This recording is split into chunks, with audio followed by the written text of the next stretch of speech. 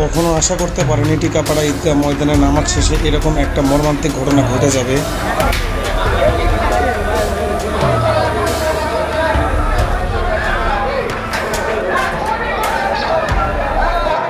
প্রিয় মুসল্লিবৃন্দ, সবাইকে ঈদ মোবারক। আশা করি আপনারা সবাই অনেক বেশি ভালো আছেন। এখন বর্তমানে যাচ্ছি আমাদের টিকাপাড়া ঈদগাহ ময়দানে ঈদ উল ফিতরের সালাত আদায় করতে। আমাদের জামাত ছিল সকাল 7:30টার সময়। আমরা এই রাস্তা দিয়ে সোজা হেঁটে ঈদগাহ ময়দানের দিকে যাচ্ছি। এইটা হচ্ছে আমাদের মিরাজ চক জামে মসজিদ, যে মসজিদে আমরা রেগুলার সালাত আদায় করি সবচেয়ে বেশি সময়। আমাদের এই মসজিদের প্রকল্প হচ্ছে 6 তলা, আর এই মসজিদের পাশ দিয়ে আমাদেরকে সামনে যেতে হচ্ছে টিকাপাড়া ঈদগাহ ময়দানে, যেখানে আমরা ঈদ উল ফিতরের সালাত আদায় করব। আর তার পাশে রয়েছে গোরস্থান। তো সব কিছুই দেখাবো।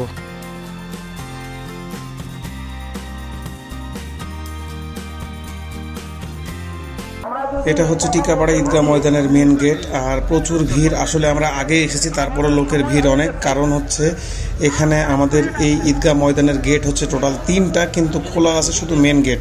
এই জন্য জনগণের অনেক অসুবিধা হচ্ছে।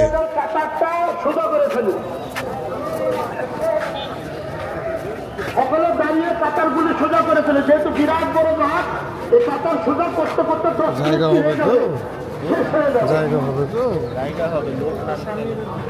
আসলে প্রতিবার সামনের দিকে বসে সালাত আদায় করি, কিন্তু এতটা ভিড় দেখতে পাচ্ছি না। এই কারণে আমাদেরকে ঈদগাহ ময়দানের পিছনের দিকে যাওয়া লাগবে। তার মধ্যে গেটটা বন্ধ বলে খুবই সমস্যা হয়ে গেছে। আর আমার কাছে মনে হচ্ছে যে কোনো সময় একটা গন্ডগোল হতে পারে তার জন্য।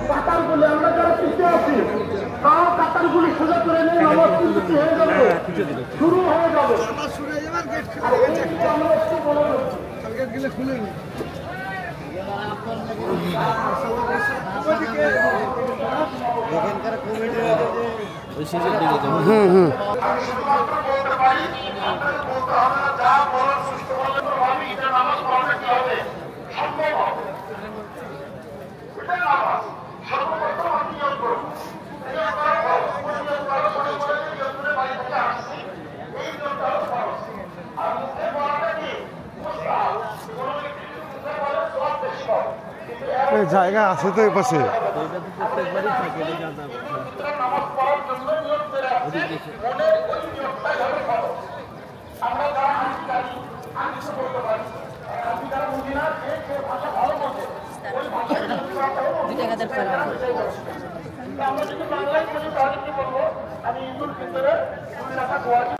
আমরা নামাজের জন্য সবাই এখন কাতার সোজা করার জন্য দাঁড়িয়েছি। আর এখন আমাদেরকে নামাজের নিয়মটা শেখানো হচ্ছে। ঈদের নামাজটা অনেকে ভুল করে, এই জন্য বারবার ঈদের নামাজের নিয়মটা বলা হয় প্রত্যেকবার ঈদে। এখন নামাজ শেষ হবে।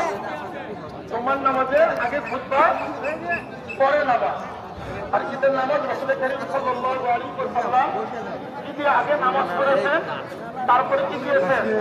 খুতবা দিয়েছেন। এই খুতবা কিন্তু মনোযোগ দিয়ে শোনাটা ওয়াজিব। ঈদের নামাজ যেরকম ওয়াজিব, খুতবাটাও মনোযোগ দিয়ে শোনা কি? আল্লাহু আকবার, আল্লাহু আকবার, লা ইলাহা ইল্লাল্লাহ, আল্লাহু আকবার, আল্লাহু আকবার, ওয়া লিল্লাহিল হামদ।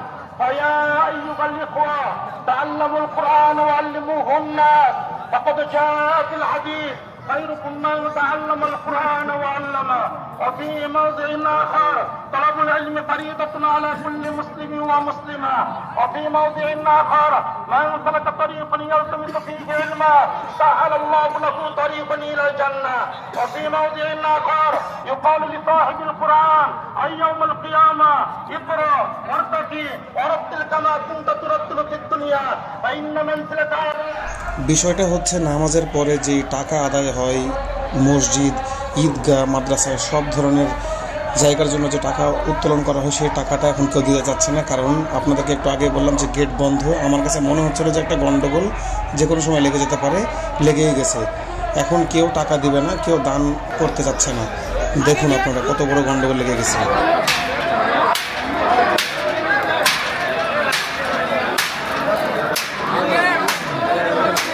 মুসল্লিরা যদি সঠিক সময়ে ঈদগাতে আসার পরে জামাত না পায় দরজা বন্ধের জন্য, তাহলে তো অবশ্যই গন্ডগোল করবে। আমি হলে আমিও করতাম।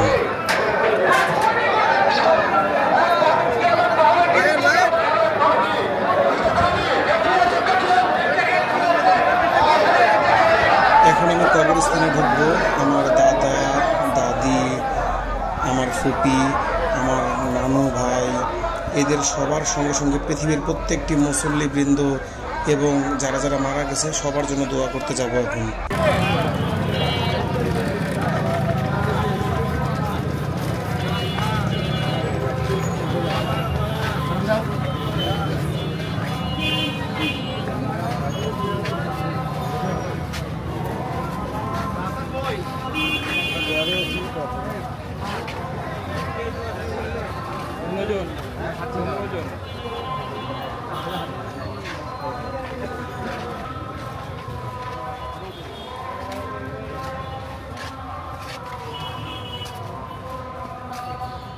আমরা গাড়িটা নিয়ে